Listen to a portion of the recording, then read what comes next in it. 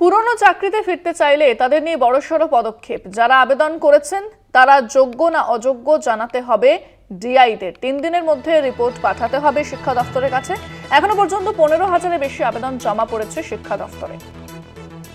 এখনো পর্যন্ত 15,000-এর বেশি আবেদন শিক্ষা দপ্তরে জমা পড়েছে। যারা আবেদন করেছেন তারা যোগ্য না অযোগ্য জানাতে হবে ডিআইদের। 3 দিনের মধ্যে রিপোর্ট পাঠাতে হবে শিক্ষা দপ্তরের কাছে। পুরনো চাকরিতে ফিরতে চাইলে তাদের নিয়ে বড়সড় পদক্ষেপ। যারা আবেদন করেছেন তারা যোগ্য না অযোগ্য জানাতে হবে ডিআইদের। 3 দিনের মধ্যে রিপোর্ট পাঠাতে হবে শিক্ষা দপ্তরের কাছে। এখনো পর্যন্ত 15,000-এর বেশি আবেদন জমা পড়েছে শিক্ষা দপ্তরে। যারা চাকরিতে ফিরতে চান তারা যোগ্য না অযোগ্য তা ডিআইদের জানাতে হবে। 3 দিনের মধ্যে রিপোর্ট পাঠাতে হবে শিক্ষা দপ্তরের কাছে।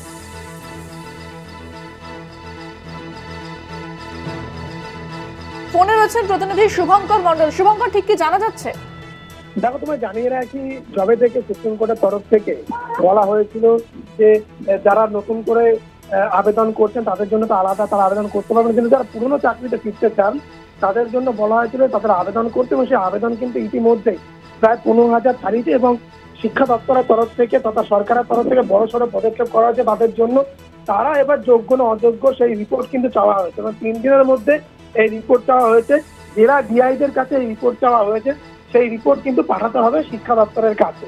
এবার তোমায় জানিয়ে রাখি যে সুপ্রিম কোর্ট কিন্তু নির্দেশ দিয়েছিল যে সেই নিয়ম বা নির্দেশকে মান্যতা দিয়ে কিন্তু এবার রাখি যে সুপ্রিম কোর্টের তরফ থেকে এই যে নির্দেশ, সেই নির্দেশকে কিন্তু স্বাভাবিকভাবে আমরা দেখতে পাচ্ছি যে বিভিন্ন ডিপিএসসি রয়েছে সেগুলো এবং ডিআই অফিস এই সঙ্গে সঙ্গে কিন্তু প্রিন্সিপাল সেক্রেটারি বিকাশ ভবন তাদের সঙ্গে এই বিষয় নিয়ে বৈঠক হয় এবং বৈঠকের পর স্বাভাবিকভাবেই কিন্তু প্রাইমারি সেকেন্ডারি এই যে ডিআইরা আছে তাদেরকে নির্দেশ দেওয়া হয়।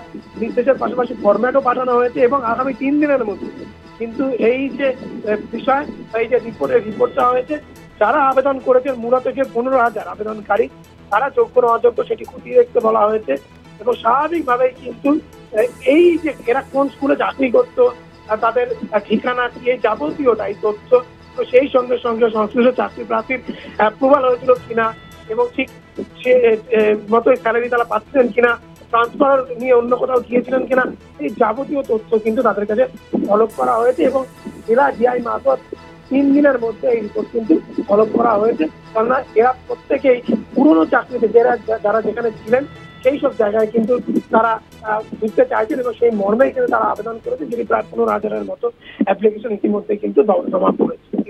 ধন্যবাদ শুভঙ্কর।